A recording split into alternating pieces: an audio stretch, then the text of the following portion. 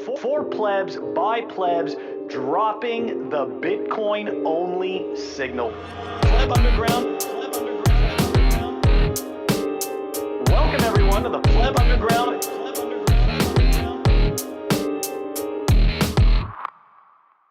Welcome back to Pleb Underground. This is episode 59.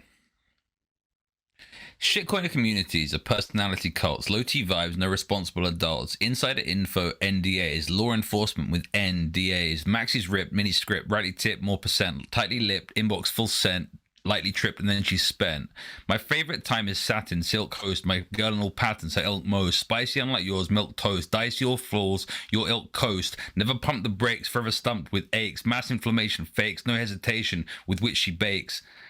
See, in life, the sex has to be meaningful. Be green lines, the flex, don't lean in, pull. Her a little closer, she's little, you close her. Celebrate with masala dosa, I'm her doctor, she said dosa. Make more space, just the host, I put the O in her mimosa.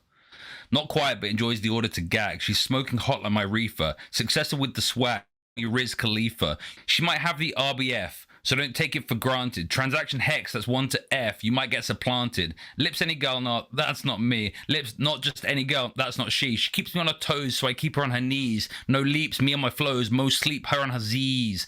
Bitcoin not second, but it is top 2. Already number 1, it can't hop you. Bitcoin tech is ever evolving, sometimes actual problem solving. This week the talk is BitVM. Each week, new talk, just sit DM. Clear the FUD with your expert witness. Your buds are pro, call him expert litness. Sometimes I hit the gym with Bay. Gym bros like, this is the way. Dressed like a tennis player, always a grand slam. You're super jelly, but here it's called jam. Breakfast in the evening, not in the am. If I was a London borough, I'd be beast ham. I know it's not kosher, not an ad, it's a brochure. Pleb Underground fam, we make the moster. The guests, stay impressed, each one of us shows up. Don't fear a lot of capital for IBD. We're here with Mr. Capital, I call him PD. That moment when we realize we're learning a lot more about Walton than maybe we want to. But yes, that's right, guys. We have fellow Bitcoiner and pleb PD Capital joining us. Dude, thank you so much for coming on Pleb Underground. No, yeah, thank you. I gotta thank you all, because being on a base podcast, it's another type of experience, and most of the corporate podcasts are full of garbage anyway, so I'm happy to be here, and that's my pleasure for sure. Totally humble. Once again, Pleb Underground coming to you from 3 different countries across the world. That's absolutely right. That's absolutely right. And speaking of which, we are going to move it on over to the numbers. Yeah, the numbers, of course, brought to us by TimeChain Stats and TimeChain Calendar, and sponsored by BTC Pins. The numbers are brought to you by BTC Pins. Check them out at btcpins.com. Use the code Pleb Underground for 5% off awesome pins. Check out my collection. Look at that. Obviously, my favorite one is Fuck the Fucking Fuckers. Absolutely awesome. 5% off. Use the code Pleb Underground at btcpins.com. At the time of this recording, the block height is 813,083. The fiat Bitcoin exchange, 29,511.49. Total public lightning capacity, 5,302.2. And the fastest fee, 13 sats per VByte. Moscow time, 33.88, and our chain rewrite days, looking at 687 days. Boom, the numbers. That chain rewrite days has been dropping a bit recently, so that sounds like we've had a recent spike in hash rate. That's cool. So sounds like it's gonna be interesting though, because the halving's not that far away, right? Like, what happens to some of these miners? There's some miners that are definitely kind of leveraged, right? Yeah. We'll see. And the lightning numbers keep ticking up. Yeah, we're looking good. We're looking good. But you know what? I want to bring up an article because we talked about this, right? And you pointed out that my numbers, the numbers I was using, was wrong. So we're gonna pull up the right numbers. Brought to you by Walton. So here, well, brought to you by Wicked, but brought to you by Walton. Here we go. This is about the CAGR, right? Yeah, that's right. Okay, so here we go. At W_S_Bitcoin. Anyways, here we go. The 10-year compound annual growth rate, now only 70%. I was touting a number 200%. So pack it up, folks. Thinks Bitcoin's dead. Obviously, he doesn't really think Bitcoin's dead. But if you take a look, right, the 12-year, still 111%. Right? 10 years, 70%, 8 year, 79%. Yeah, that's because in those like first 2 years, Phil, it went from being like fractions of a penny to like $1. And so like it really like it did quite, do you know what I mean? It went, or whatever it was, not quite that, but you could buy in 2011, you could buy 1,000 Bitcoin for $1, and then 10 years later, each one's worth, at least $10,000. Like, pretty crazy. It is absolutely crazy. So you could have spent $1, and have $10 million, 10 years later. But yeah, you can't say, people can't say there's a 200% CAGR. You got to be careful about this. Like, don't start telling all these newbies, oh, you're gonna get 200% CAGR. No, come on. Like, you got to be responsible, because then they all think that they are, and then all these retards then pile in and get a bunch of loans and get wrecked, and then that actually then suppresses the price, right? Like, you gotta, if you orange pill people thinking that and telling them that it's gonna moon, then they behave like that, and then actually they get wrecked, right? But it also in the short term isn't good for the Bitcoin price to go up. I don't know, man. I don't know. I think that it also, I'm not totally disagreeing with that, but I just find that there's a lot of normies that if Bitcoin is not presented in the NGU fashion, because they just don't give a shit. They just don't give a shit about censorship. Yeah, I just say $1 million end of the decade. I mean, so if people say, "Oh, what do you think is going on with the markets? Or how do you think it's going to go over this year?" And I say $1 million end of the decade. Like, I just won't engage in. Like, I say sideways all year is the answer. Like, probably, I don't know. Like, I say bulls and bears. There's going to be bull traps and bear traps, and that's what right? People, if you try and get too greedy in one way or another, you're going to get wrecked. Petey, what are your thoughts on this? Oh yeah, I don't agree exactly, but we don't disagree exactly. So. Buy the dips. I think so. I think it's the same. I kind of agree with Walton here. I think saying 200%, it's a little overrated. And okay, maybe you get some normies, you get some finance people into Bitcoin, but it's those are not the best people you want to attract, and it's because it's not true simply. And probably, yeah, the number go up people that just look for a number go up, they're not going to be attracted to a 70%. But it's great. It's better than the dollar. It's better than the euro. That's kind of what I it's a savings technology. So at least that's the way we view it. So in terms of a savings technology, yeah, I'll take 70%. I'll definitely take 70%. Okay, well, you know what? Speaking of adoption, we've got this tweet from fellow Bitcoiner Ben Ark, and for the people who for the people who are builders, for the people who like to tinker, okay, Ben Ark is an absolutely awesome Bitcoiner. He's the one that does all kinds of really cool. He's a bit of a communist, though, Phil. He is. But I'm not talking about his political views. I don't give a shit about his politics. I'm talking about his Bitcoin stuff. Okay, and his Bitcoin stuff is on point. Like, this guy's been doing little projects that really help people get into Bitcoin for a very long time. Yeah, I think that's fair. That's fair. He's like an expert tinkerer. Like, this guy, like, you give this guy a shed and a soldering iron, and who knows what bits he can come up with. He and I have argued about politics in the past. Like, we agree to disagree entirely. But anyways, let's dive into this. Had a crazy realization. eBay only has 50 million users. Amazon 300 million because it's restricted by bank accounts. Really, it should have 3 billion users like Facebook. Nostr Market, and you know me, I'm not such a big Nostr cheerleader, but Nostr Market is the most powerful bankless digital market. So can only win 6 billion people. So I saw this tweet, Phil, and I loaded up. I saw this tweet. I loaded up Nostr Market. I couldn't find the weed. Where's the weed at, Phil? Like, you know what? That's I gotta say, man. I gotta say, when I saw that tweet, the first thing I was thinking of was like, yep, of course, right? One of the first things that you can buy on these markets, of course, is that. And a lot of people, a lot of normies would get upset about that and be like, you see, it facilitates crime and blah, blah, blah. What it really does is reduce friction. Okay? Because the main problem that occurs, right? Because people are going to do whatever it is that they are compelled to do. That's why the drug war is never won. But the reality is that it reduces friction. So people are going to do what it is that they're compelled to do. And as a result, if you can take away the aspect of violence and the aspect of that type of crime, then all of a sudden, that act becomes much less of a detriment to society. So, you know what? I can see the two sides of the coin. To your point, though, I also couldn't find that listing. So, because I was like, really? I'm like, that's where it's at. But anyways, I'll go back and check again. Maybe it's sold too fast. From what I understood, it may have sold out. So who knows? Do you guys have any thoughts on the Nostr Marketplace piece?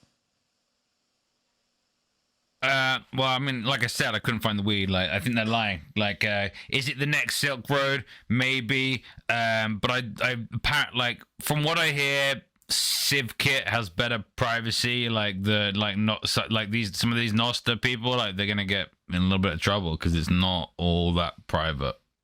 It is censorship resistant, but it's not very private. So be careful. Interesting.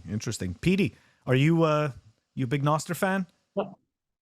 Not that much. I'm not kind of a Nostr fan. I'm on Nostr, but I kind of just don't use it. And I agree with Walton too. Again, to a certain, it's privacy in Nostr is an illusion. I would agree. It's censorship resistant for sure, but it's very difficult for you to conduct a business like that. And my first thought was, this is the next Silk Road.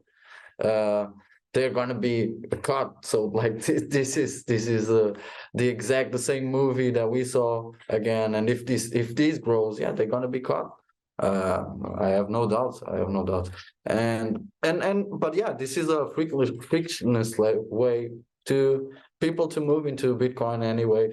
That's the first image you saw, but there's tons of products that you can sell online, and so I would agree with that. Yeah, just limiting by bank accounts, it's a way that it kind of doesn't make sense, because if you want to be a business, you want to profit, you want to take every possible income and that you have, and so that's kind of doesn't make much sense being limited by a bank account.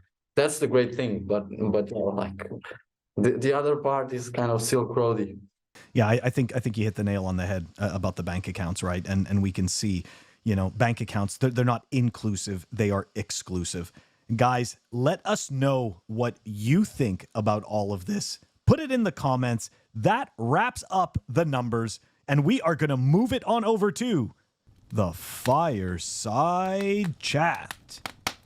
The Fireside Chat is brought to you by CypherSafe. Check them out at CypherSafe.io. The best way to secure your seed, storing your seed in something that is virtually indestructible. Check out the Cypher Grid. It also comes with this awesome little punch tool at CypherSafe.io. If you appreciate fine craftsmanship and Bitcoin art, check out the Bitcoin Rouleau Triangle by CypherSafe.io. 16 ounces of solid titanium made by Bitcoiners for Bitcoiners. That is the Bitcoin Rouleau Triangle at CypherSafe.io. Welcome back, everyone, to the Fireside Chat. Joining us today, as you guys know, we've got fellow Bitcoiner and pleb PDcap.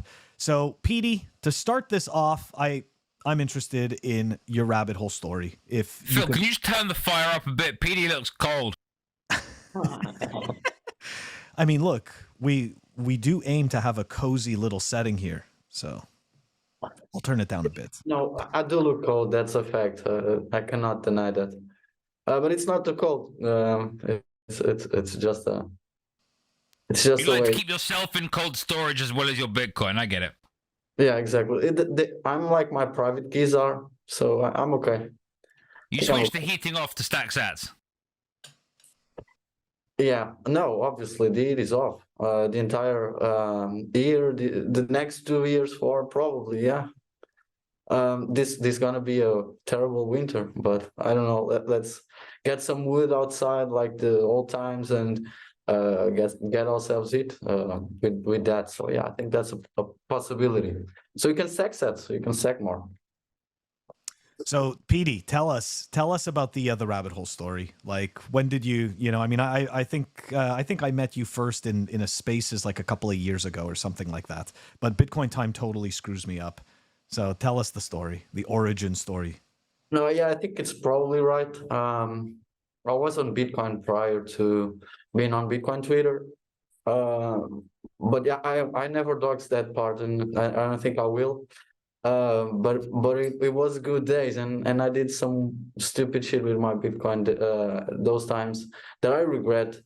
But yeah, that's kind of that's kind of what happens if you're into Bitcoin, then you spend something, and some time later you kind of regretting, why did I spend that Bitcoin? And yeah, because it can take you out of nowhere, and that's kind of what happened. And then I joined Bitcoin Twitter, and was an awesome to meet new fellow Bitcoiners online that they think alike you and can just like have a real conversation, because fiat indulges in that, and fiat kind of gets things a bit weird if you talk about Bitcoin and other subjects that are related to Bitcoin. I think that with Bitcoiners, obviously, I think you're kind of more free, and I felt that, and I still feel it, and I need to talk to Bitcoiners every day to get my Bitcoin fire going, and that's kind of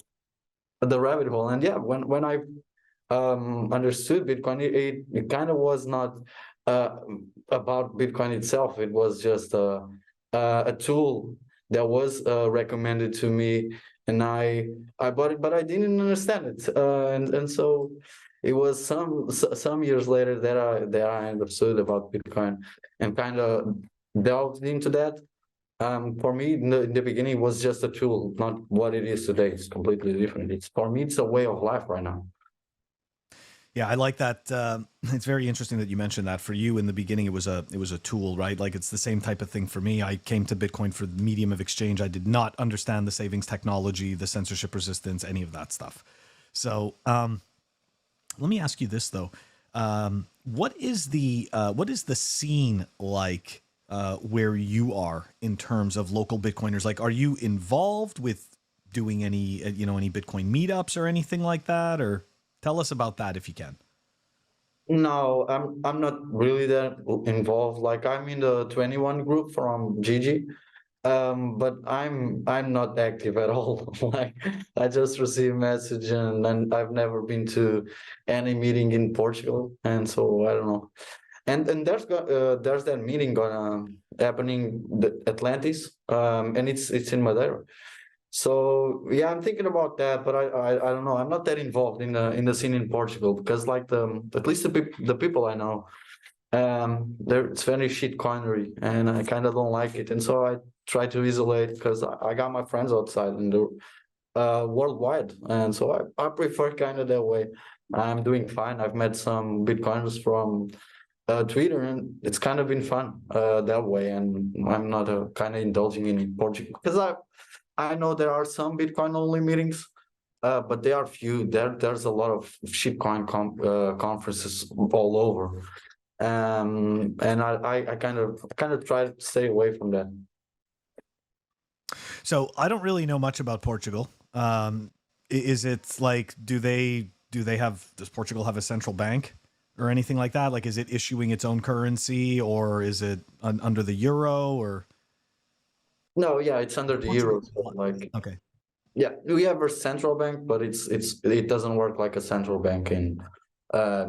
We work within the eurozone, so like whatever it's printed, it's with the ECB notice and the ECB knowing that already. Because we are in debt. Like, our country is in debt. It was one of the countries that had problems in the 2008 financial crisis.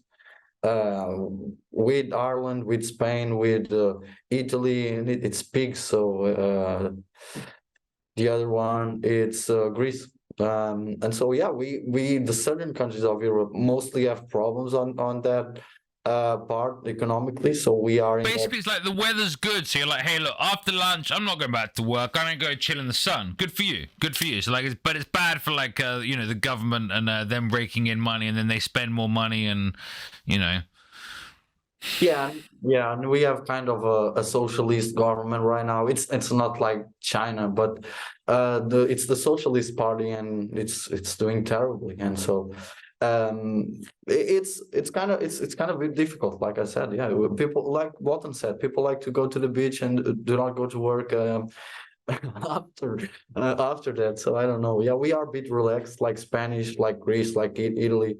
Ireland, I don't know why it had its financial crisis due to being separated to Britain for sure, and within the euro, it's that situation. So and they've certainly pivoted since, right? Ireland became like a kind of not tax haven, but it's they charge like 15% corporation tax, which is less than many places in Europe. And so you got like a whole bunch of big companies moving there. I believe Apple are based out of Ireland, at least for tax reasons in Europe.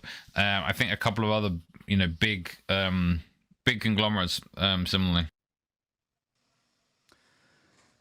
So, Petey, how excited are you for a CBDC? Because I don't know if you saw that the video of Christine Lagarde.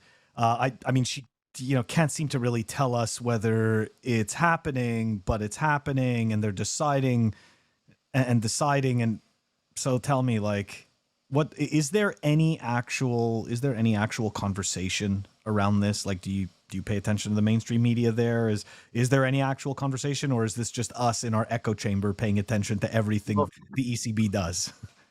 Yeah, no, I think so.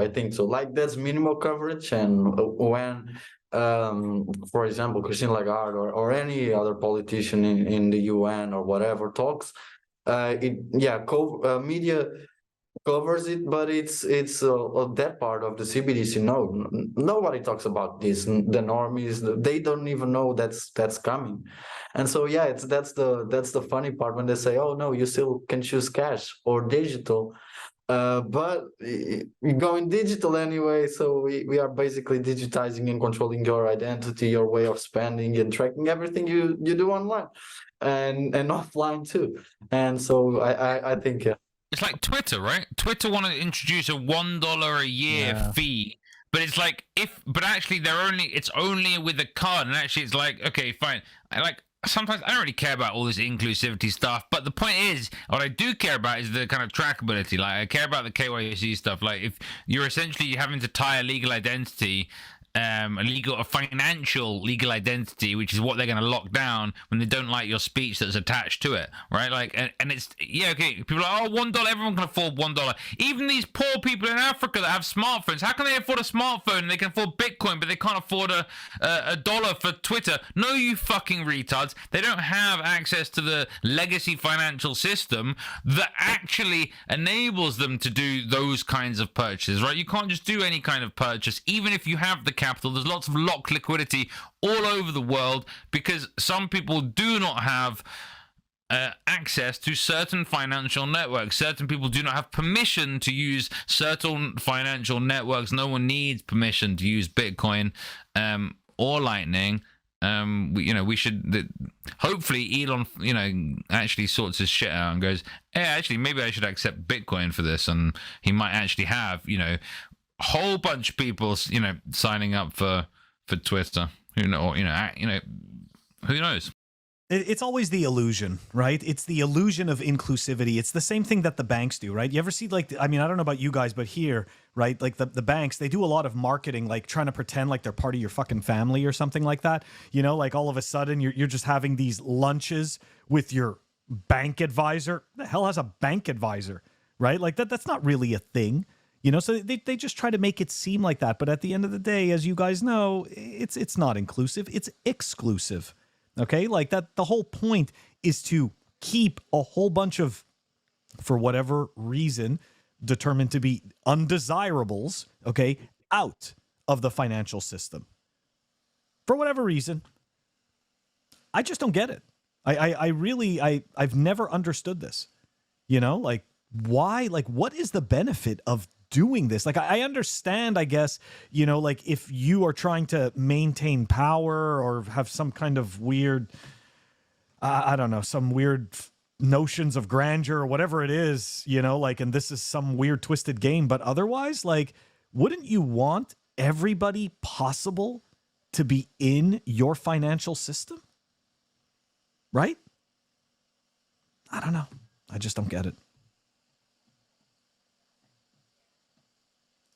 If that's really what it's about. I think so many of these things is like they are just about harvesting data, because if you have enough data, you know, you can pull enough strings to actually direct behavior, and then actually you can make a lot of money, right? Like that's ultimately what this comes down to. Yeah, that's a very good point. Absolutely. Okay, That's what Zuckerberg did, and so he sold people's data to get some money for whatever, and so those politics could align with that money, and kind of that's kind of the game, like you're saying, Coiny. It's a tough game to beat. It's a tough game to beat because they still want to make money. And they don't care about the data they're selling to anybody. So they're selling the data anyway if it's profitable for them. And so it's just a honeypot of data. And so about Twitter, that's interesting too, because like he said in the beginning, no, we're gonna open source everything, the code, and we're gonna open source everything. And he did the opposite. He is closing the network. The APIs don't work anymore. It didn't release any code really, and it's just getting more exclusive, like you're saying, Connie. So that's the point. You know what? It's going back to this, right? I forget who it was that mentioned this, or it was something essentially about the fact that like somehow Twitter has now been saved and has become like more of a platform for, you know, for proper messaging. It's like, what are you talking about? Like, these are all paid shills. Every single person is completely incentivized for engagement and absolutely nothing else. So if you ask me, it just became an even bigger noise echo chamber, right? Like to your point, you know? So it's, yeah, look, unfortunately, right? None of us are better than our incentives, and the incentives to monetize data are so great. And not only that, but now with the, you know, the AI, right? Like the AI advancements that we're seeing. I mean, not only, I mean, having the data is one thing, but now you're actually starting to be able to do something real with it. Before, it was just a lot of data aggregation and advertisement. Like now they can create entire stories out of all of this data. They can create a whole bunch of fake people. I mean, it is just absolutely insane. You know, like I just, anyways, for me, we're at that level of dystopia. All right, guys, that wraps up the Fireside Chat, and we're going to move it on over to REKT. REKT is brought to you by CryptoCloaks. Check them out at CryptoCloaks.com. Awesome 3D prints made by fellow Bitcoiners, such as Astronaut Dude. Everybody loves the Astronaut Dude. And if you want to store your open dimes, check out the Bitcoin Grenade. Get the bigger one, and you can fit a full-sized signing device. That's at CryptoCloaks.com. And don't forget to use the code PlebUnderground for 5% off. All right, everyone. Welcome back to REKT. And that's right, there is no shortage of REKT this week. So, Watcher.guru account. Justin, FTX co-founder, admits Sam Bankman-Fried used millions of stolen customer funds to donate to U.S. politicians. I swear I already kind of knew this. Like, they were just on the vibe, right? Like, it was... Everyone knew, and he donated a shitload of money to a whole load of politicians, and most of them, I want to say it was like 90+%, said they weren't giving it back even after like it blew up and they knew that he was a fraud. Now it's proven that it's stolen customer money that was given, even though we kind of already knew it anyway. Let's see what the politicians do. I bet they still say, no, I'm not giving it back. Yeah, I totally agree. And I mean, his REKT story just seems to get worse and worse. And to your point, we as Bitcoiners already were talking about this several months ago, Okay, so now it's just quote unquote official, right? But it wasn't really difficult to see because you were able to tell all the different connections, right? And the fact that this blatant scam was able to go on for so long. There were so many people getting paid. Anyways, what I'm confused about though is who will the Democrats now use for like money laundering around wars? Like, because Sam was doing their like money laundering in like through Ukraine. Like who's gonna do the money laundering for the Democrat Party now? Like, I'm intrigued. Oh, I'm pretty sure Sam Altman's gonna take his place at some. And what happened to Epstein's client list?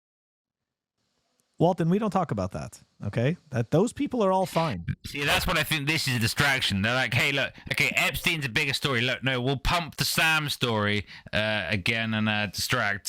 Look over here. Yeah, pump the Sam story. And look, also war. Nobody pay attention to what's going on with Epstein's list.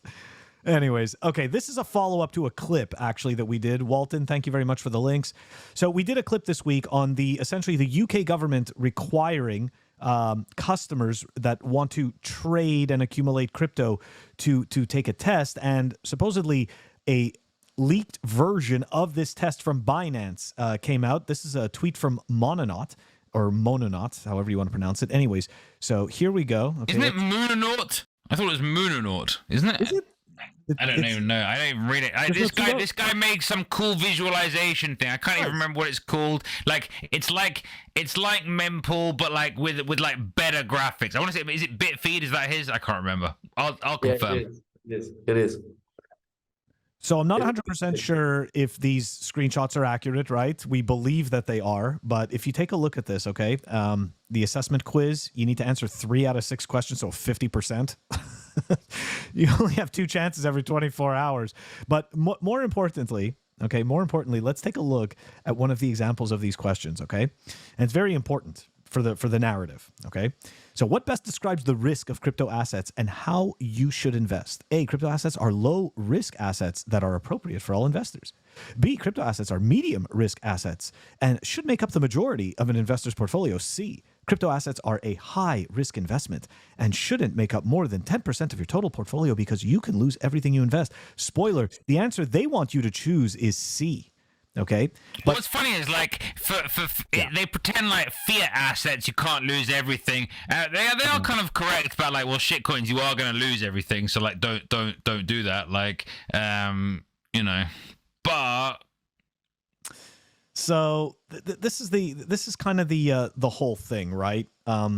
So what I said in the clip originally is that essentially what they're doing is they are limiting their exposure to your failure, okay? Like, because essentially at the end of the day, you know, these institutions, don't think for a second they don't want your trading fees, they don't want your money, and they don't want your business. Of course, they want all of these things, but what they need to make sure is to limit their liability to your stupidity. So, hey, you check the boxes, you fulfilled these requirements, well, you get wrecked. It's all on you, of course, right? Like they're just absolving themselves of responsibility under the guise of implementing security measures. This is just sometimes they also do it preemptively. They go one step further than the laws are actually requiring. Essentially, like pre-cucking to try and get some favorable, you know, consideration in the future from regulators or whoever. They say,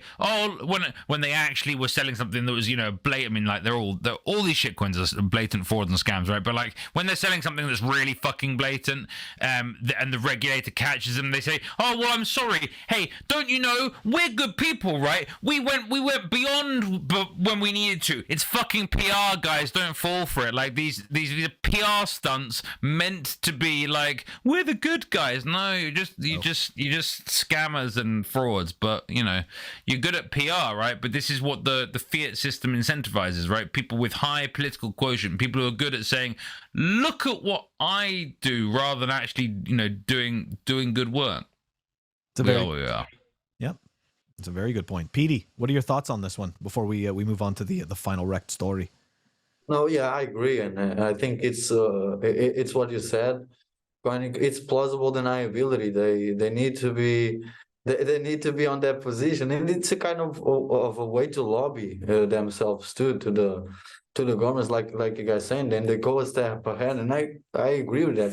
It's like, oh, if you took the quiz, you know that the crypto assets, which are basically shit coins, are very risky, and you basically, it's like the terms and agreements. You just accept it that you might lose 99% of what you invest.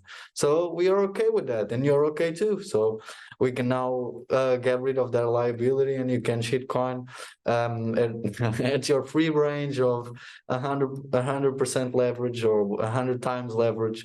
So yeah, I think that's keep happening, and that will keep happening with Binances and Coinbases and whatever kind of corporation that just it just exists for pure profit and sheer profit. And so yeah, and they don't care about they don't care about the investors really, or whatever they call themselves. They really don't. They want your money.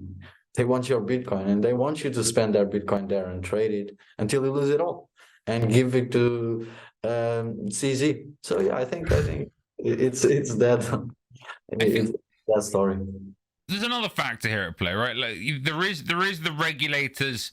Sorry, not the regulator. There are the shitcoiners essentially, you know, trying to do favorable things in front of regulators. But I do also think we have a systemic crackdown on and off ramps across the Western world. Yeah. And we should be promoting more and more peer-to-peer you know, Bitcoin trading. You guys, you should be going to your Bitcoin meetups and trying to buy, you know, Bitcoin for cash, you know, peer to peer. And I like this. Someone reminded me the other day, and I like this framing. It's a really good framing. There isn't a premium for KYC free sats, right? There isn't a premium for non KYC sats. No, there is a discount for KYC sats, right? You are buying yourself a discount by doxing yourself. And I like that framing. I think it's a really good way of framing, right? And we're going to come on some of these kind of ideas when we move on to Hopium, but yeah, we got to be careful. Like, what's the point about Bitcoin? Is it if everything is just KYC and tracked? Like, are we really doing what we need to do? Yep, that's very good points. And I just to finish it up before we move on to the last story, crypto assets itself as a word is just a misnomer, right? It conjures up this idea that you're purchasing something that offers some varying degree of security, return on investment. These are not investments. Everything, as you guys know, right? You know, everything but Bitcoin is a complete fucking scam.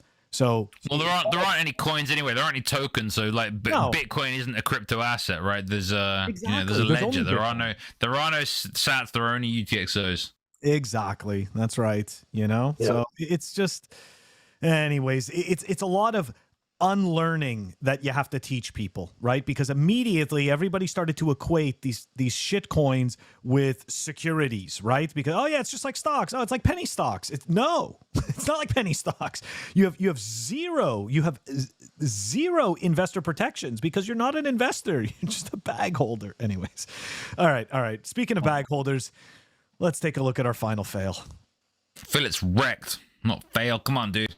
Oh yeah, sorry. Oh man. Final REKT. Here we go. That's all the same though. REKT failed. All right, but yes, you're absolutely right. Okay, so here we go. This is, and shout out to you again, Walton, man. Got me some good links this week. So here we go. This is a tweet from Predator. Ethereum co-founder Joe Lubin is a scammer. Who knew? Yeah, we would have never guessed this. And what is he talking about? So let's dive into this. Former Consensus AG employees take equity court case against founder Joseph Lubin to the U.S. So 27 former employees who joined the company in its early days claimed they were deprived of their equity after Lubin, with the help of JP Morgan, executed a series of corporate maneuvers transferring core assets from the original Swiss incarnation of the company into an American firm formed in 2020, according to a lawsuit filed in the Supreme Court of the state of New York on Thursday. Yeah, I think we previously reported this story. I talked about the story that essentially JP Morgan owned the infrastructure behind Ethereum, which is this company called Consensus. I think they produce something called Infura, which is kind of key infrastructure part of Ethereum. Well, we've talked about it several times because obviously consensus is such a big piece of Ethereum, but specifically the fact that these people are going after Joe Lubin for getting screwed out of their shares. I think that this is a bit of to me, this is a new development in this whole story. Absolutely. I was just trying to provide some additional context if you hadn't heard of consensus, because certainly, yeah, I mean, I hadn't until a few months ago when this we started talking about this.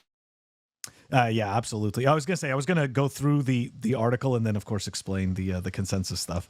But anyways, here let's continue on. So the filing alleges Lubin, a co-founder of the Ethereum blockchain, stripped Consensus AG, also known as Mesh, of its main assets, including crypto wallet provider MetaMask, and transferred them to Consensus Software Inc., incorporated in Delaware, without bringing over the ex-employees as equity holders.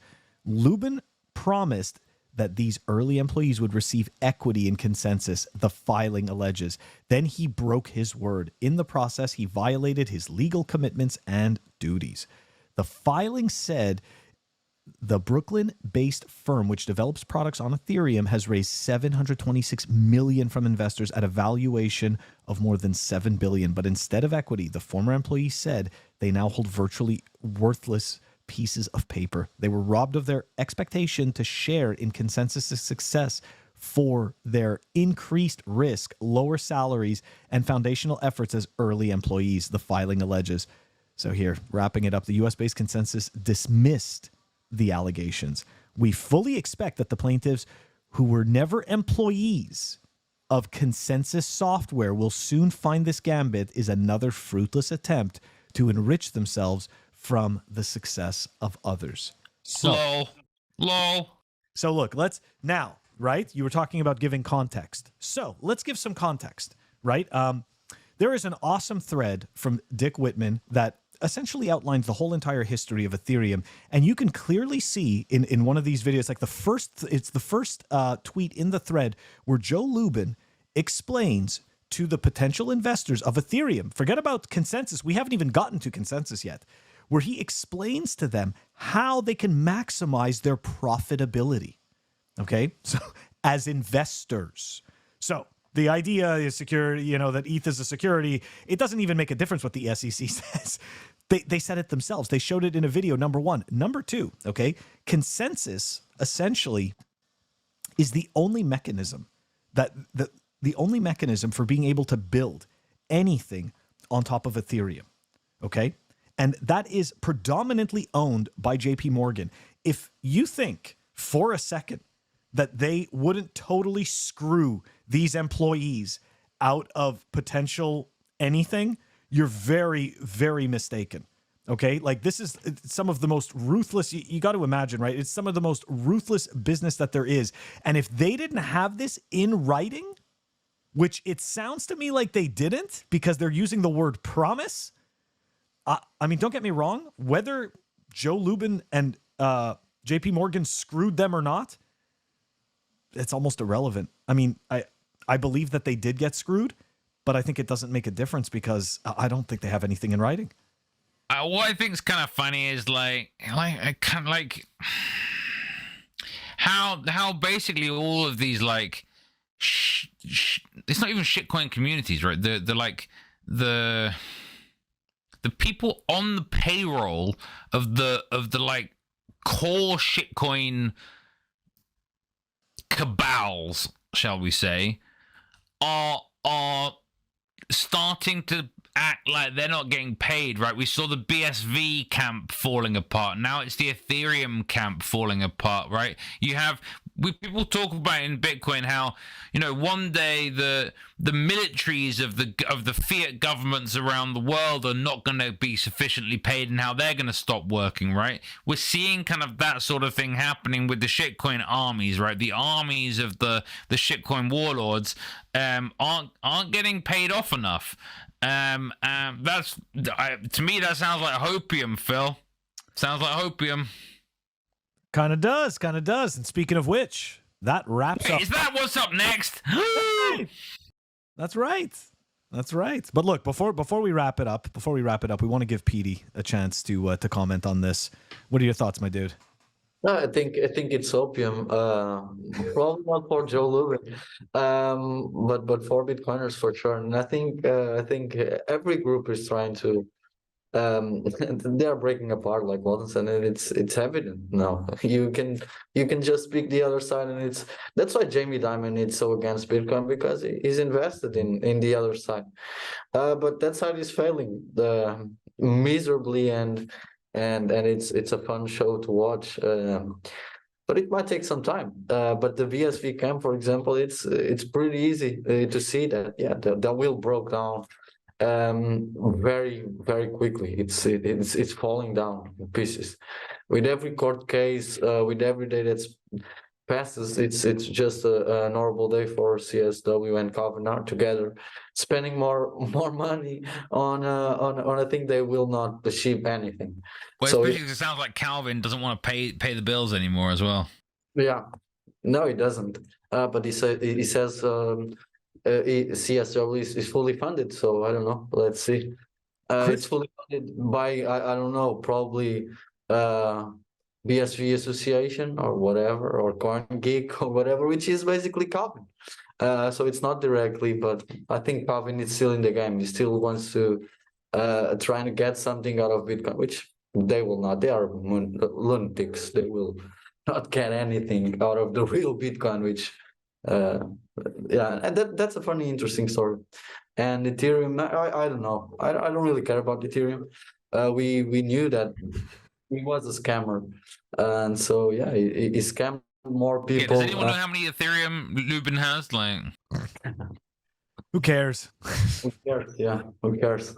I'm sure he owns a shitload of it. Okay, and I'm pretty sure that he's helping this flippening along right now as Ethereum flipping's closer to zero. I bet they didn't. I'm surprised they didn't see that, right? They drew out this whole big entire roadmap that I made fun of when I was back on Simply Bitcoin, right? With the merge, the splurge, the purge, and all that shit. Man, they had it all mapped out. I'm surprised they didn't see this flippening down to zero. I thought the flippening is where they flip the Ethereum to like greater fools while they collect, dollars and Bitcoin, probably. I always say they're gonna be flipping burgers. That's when they're gonna flip. If they want to bet in Ethereum, that's what they're gonna flip. They're gonna flip burgers. There's just a bunch of guys. So if you get wrecked on Ethereum, please go get a job at Joe Lubin's burger chain once he buys McDonald's with all of the profits of your tears. REKT. All right, guys. That wraps up REKT, and we are moving on over to the Hopium. The Hopium. Up next, we have Hopium, sponsored by Represent. Represent are a Bitcoin-owned clothing brand based in the United States of America. If you head over to representltd.com, you can see that they really put the fight in their clothing.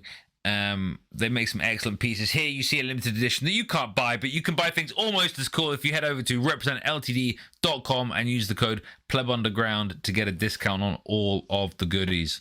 So I have 3 stories for you this week on Hopium. The first story, some kind of classic, what I think bullshit tweet, basically, where someone just runs some random numbers, but it sounds good. But I think it's an interesting one that had a few 100,000 views, so maybe it's had some influence. But I want to have a little look right now. So this was a few days ago, and there was a pump, right, and it came back down, right. This ETF announcement that then was bullshit or whatever. But what supposedly was seen was that the market cap, again, market cap's kind of bullshit, right? It's like the margin price multiplied by the number in circulation, which again is like, well, if they were all to be sold, then that wouldn't be the price, etc., etc. But whatever, market cap is what it is. The market cap went up by $50 billion in minutes, supposedly with only $500 $500 million flowing in. So that's 100-to-1 ratio, as in you get a 100x multiplier compared to the inflows. as this my credentials wanker explains, as a former BlackRock director said, that we can expect 150 to 200 billion dollars flowing into Bitcoin in the next 3 years after ETFs are approved, and so then that would put the price up to $1 million. That's some serious hopium. I'm not sure how much I believe it. I don't think ETFs actually mean that you've got money flowing into Bitcoin, because do they actually need to buy it? I know, like, supposedly ETFs are meant to be 1-to-1, exact reserves, blah blah blah, that you can swap it, but I don't know. I don't believe this. I think ETFs are attack on Bitcoin. Why did gold fail? Well, it's because of paper Bitcoin. It's because of gold ETFs. Just fuck these TradFi people, to be honest. Yeah. But anyway, that's not really a question. But guys, what do you think? It's not really a question. It doesn't need to be a question. It could just be a statement, But look, I agree with you. I mean, look, it does sound like amazing hopium. I have to say, what, like, reading that tweet on a bad day would maybe make me smile if I didn't think about it, But look, to your point, the TradFi guys, yeah, it's a double-edged sword. Right? We talk about adoption, we talk about NGU, we talk about all of this stuff, and the reality is that as much as some people hate it, the Bitcoin fiat exchange rate is psychological, and it also is a measure of people's emotions at the time about Bitcoin. Plan D calls it the count, right? It's the count of whether we're winning or not. Yes, which to a certain extent it is. It is the count of whether we're winning or not. But but the point is this, right? The reality is that even if they do a spot Bitcoin ETF, they can, to your point, they can do something similar like they did with gold, which is, oh well, you know what, you don't have to deliver it. It's okay, and or they can just say, all right, we settled the contract, and then just move into another one. Just wait until TradFi offers you small yield on Bitcoin. Yeah, amazing how, like, there's a yield ETF or something. I don't know, some bullshit. Do you know what I mean? Like, it's. I just think all this TradFi stuff is slippery slope capture of Bitcoin, right? This is how gold failed, is they centralized the custody of it. I just think, yeah, there'll be more and more tricks and then legal steps to try and push for centralizing custody of Bitcoin, right? We're already seeing off and on ramps getting closed, especially the off ramps getting closed, right? Where the exchanges are holding the Bitcoin for you, or they have to, or et cetera, like, yeah, I don't know. We'll see what happens. I think you got to have your Bitcoin in self-custody, otherwise it's not your Bitcoin, right? Not your keys, not your coins. But even more so as these ETFs come in, I don't know. Do we see a differential in price between them? Who knows? You know what? Before we go to your comments, PD, I was just thinking of this. Like, what if, right? What if the financialization, right, ends up causing so many problems? Let's just say, right, you end up having more blowups because the Bitcoin spot ETF, you have to have physical delivery. People aren't physically delivering. Let's say there's organizations that are misrepresenting how much Bitcoin they have, right, which we have seen in the past, right? Proof of reserves is something that happened, like, even though it's still a scammy type of thing. So my point is that what if these Bitcoin ETFs and all of this stuff ends up actually causing the biggest, the most massive financial bubble that we see? Because right now, the last one that we saw was 2008, right? But if you think about it, if these institutions can create a whole bunch of paper Bitcoin off of the real thing, right? How big can it get? So that's what shitcoins are, right? Shitcoins are a bubble off Bitcoin, right? It's the same kind of thing. It's like derivatives and all this kind of bullshit. Like, TradFi have been doing this longer, right? So the interesting thing, right? Yes, TradFi has been doing this a lot longer. You're absolutely right. PD, what are your thoughts on this whole thing? Yeah, I think it can fail miserably. There's obviously the argument that it's good for Bitcoin because it brings new investors that want a US based spot, but I don't think like that we move the needle too much. And I agree with Walton. It can fail and be like gold and artificially manipulating the supply and creating it's a spot ETF, but like who says that the rating companies, the companies that provide the fund or whatever are really in tune with the Bitcoin that they have? They will fake supply. Like we know that's gonna happen. It's financial. I think you might be right on this, Coin, because it's financializing Bitcoin might get a huge problem to the credit markets outside. If we Bitcoin never experienced nothing out of that, never experienced a credit crunch, nothing like it. And so it's a great thing. Yeah, you see number go up, but it's always buy the news, sell the room, buy the rumor, sell the news, and it was kind of that event. Well, it's all over the place. It's numerous times that this happens. Oh, this or that, and I don't know. I think it might be a failure if it's not, because it's against the ethos of Bitcoin. But in my opinion, but yeah, might be wrong too. Well, you know what? The other piece to it is this, right? Is that maybe we experience this horrible bubble that is going to come, but then it ends up as a result, we essentially end up having to change our behavior, possibly, right? Although history dictates that our behavior has not changed because our appetite for more useless crap and cheap credit has only increased. So look, it's a tough call, but in the end, the ETF is just about, it's just about the what Walton said, right? It's the TradFi bros, it's the finance bros.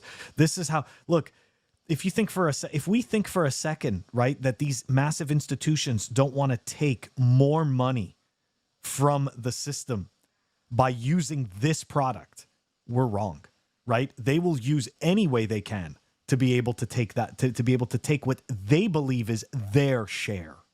It's capture, whether it's of actual Bitcoin or it's regulatory capture, where they're trying to strangle you. Yep. And I think we're going to see more and more of this. And some of this happens just as supposed Bitcoiners just get greedy.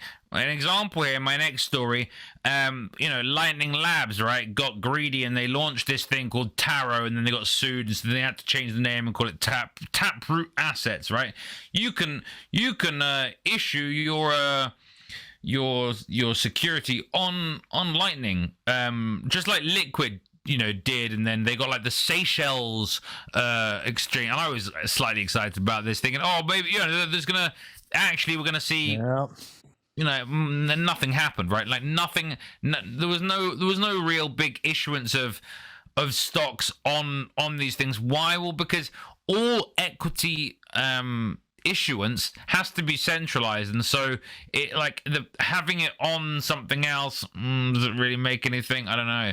This is why it's all still with TradFi, is because you have to have central issuance, and so you end up with, and because all these companies want deals with the state, and so then you end up they end up cucking, and there's all more regulatory tie-in, and it's just everything held by fiat bros, right? But Samurai here rightly calling out this kind of thing does get cheered on in Bitcoin, right? This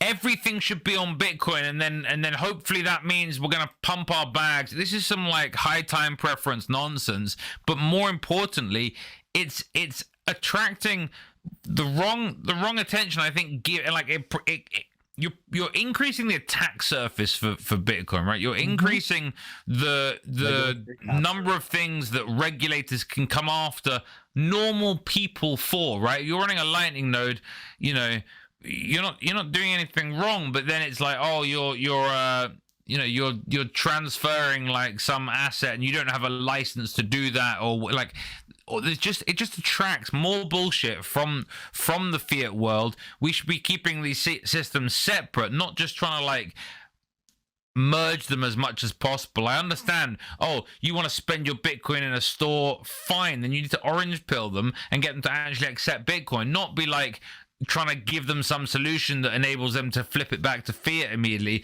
We should be building the Bitcoin economy, not just kind of trying to plug Bitcoin into everything. Your thoughts, gentlemen? it's a tough one, and I would that's a really tough one, because I don't like, particularly I don't like that much of samurai, but they're completely right on this. They are completely right on that. It's probably the most positively I've ever like spoken about a samurai. Like, I had nothing against them, but like I don't know, they're right about this. They are you know they Absolutely right. whether you like them personally, they have the right ethos when it comes to Bitcoin, right? They you know they I don't know. I interrupted you, but my bad. You go back, sir.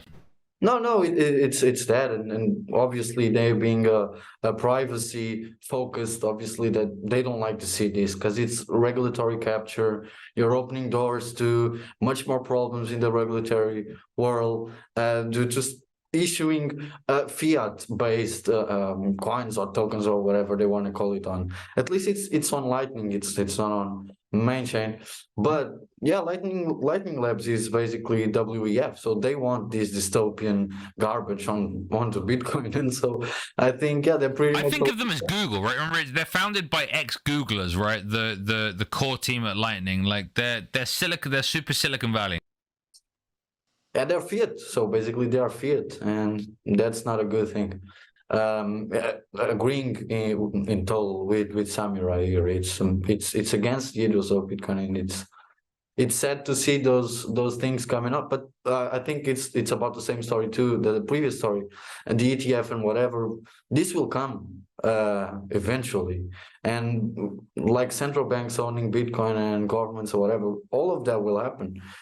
We should try to minimize that and get people to self custody and cold storage their Bitcoin, but it's perhaps could not save everyone.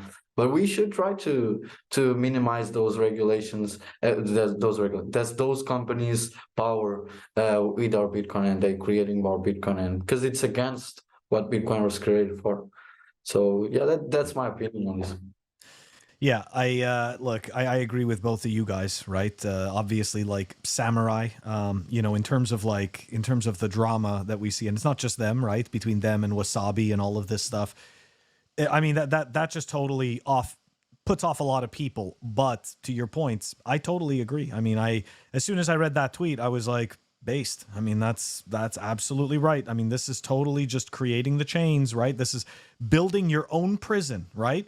And that's exactly what people don't understand. Like there is a fine line, but why do we think that Bitcoin needs to be everything to everyone? Like, just think about that, right? I think it's going the wrong way to me. It's going completely the wrong way. Instead, we shouldn't be trying to increasingly financialize things. We should be looking to like just trade with it, just use it for say like have more people using it.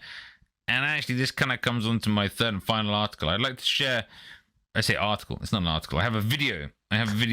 And it may not appear to be about Bitcoin initially, but I'm gonna play it to you, and then I'll explain how I think it's linked. Maybe it's about time just that we set the record straight. First of all, China stepped up when no one else did. Okay, so I'm not their lawyer, but I just wanted also us to treat people fairly. China stepped up when people actually shied away from Africa. And China built infrastructure that they cannot carry with them to China. It will actually be in Africa. And China took the risk when people didn't want to take the risk, and now actually we are asking them to join us to actually materialize their risk-taking. So instead of actually balking China, I think we should just appreciate that they did what they needed to do for their own interest, but also actually helped other nations, and they are taking a risk. I'm gonna pause it there. Like, okay, what is this talk about? What is like how is this relevant to Bitcoin? Well, this is the Saudi finance minister talking very, very positively about China's investments in Africa. Now, China over the last 20 years have essentially flipped the globe in terms of making them the primary trade partner of all these countries instead of the United States. Now, why does this matter? Why is it relevant to Bitcoin? Well, again, who's this? This is now Saudi, who, you know, famous for all of the oil and stuff, right? And the petrodollar. I've talked about this, I don't know, for years and years and years. To me, the single biggest indicator for hyper Bitcoinization, which, as I define it, is like, you know, a key flip for kind of when do we know the world is really using Bitcoin en masse. To me, that indicator, you don't know how many people are using Bitcoin around the world, really. Like, you can try and infer it, all this sort of stuff. To me, the key indicator is when oil is primarily traded in Bitcoin and sats, right? And what we see here is the guy who's in charge of the money for, okay, it's not the biggest oil producer, right? The United States have been upping their oil production, and they are currently the biggest producer in the world. But Saudi certainly have a lot of influence as well with other oil producers, right? With OPEC. Saudi talking increasingly positively about countries that aren't good friends with the United States. Now, what does this mean? Well, I think this means is that we do start heading towards you know, oil not being traded in dollars as much. Maybe it starts getting traded more in different currencies, and then eventually what happens is, well, one of these countries rugs another one, and they go, oh shit, wait, all this fiat that we're using to trade, fiat's debt. We can't use debt. We're not friends. Debts are fine between friends, but between enemies, you need actual money. Okay, we're going to start trading oil globally in Bitcoin. Again, this is another little gradually on the way to the suddenly everyone's trading oil for Bitcoin. Gentlemen. Yeah, again, double-edged sword, right? Like, this is that type of situation, right? This type of situation that is happening right now with China and Saudi Arabia and those types of comments. To me, I mean, like, look, we've been seeing the US dollar decline as a global reserve currency anyways, right? So, like, this is not, you know, this is not any kind of news. But to your point, once they start talking about Bitcoin, because at the end of the day, right, we all know Bitcoin is the money of enemies. So, and the reality is that Bitcoin facilitates this type of trade. I mean, where else can you have access to that much liquidity in so little time? Nowhere. And when it comes to oil, you're talking about like billions and billions of dollars all the time. So, some good hopium, Walton.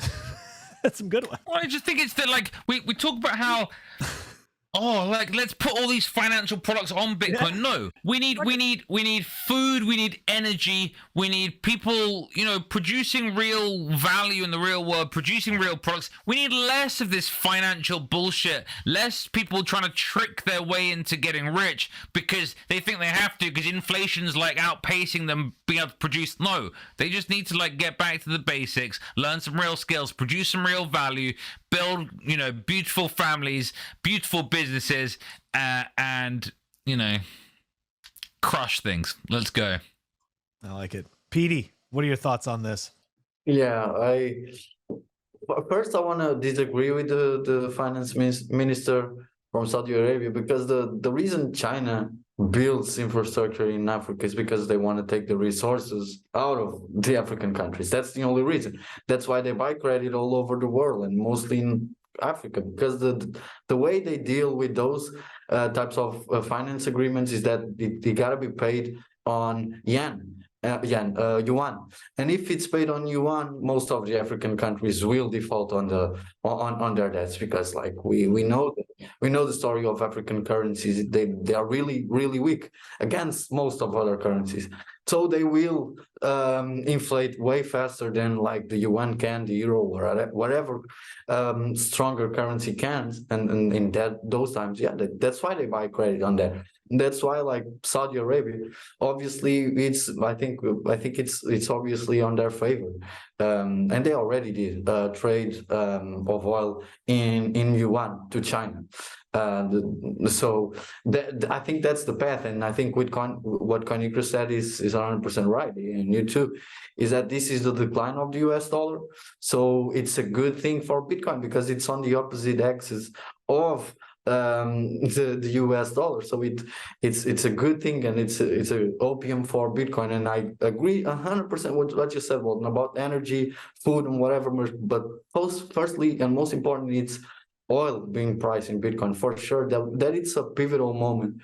That I think, like, for me, it's the only moment that makes sense to be really that pivotal, is that you will have that moment in time that it doesn't make sense to pay fiat for energy. That is a real good resource, and resource that you need every day in every part of the world, not like a counterfeited piece of paper that has printed some value on it, on some number on it, and not value.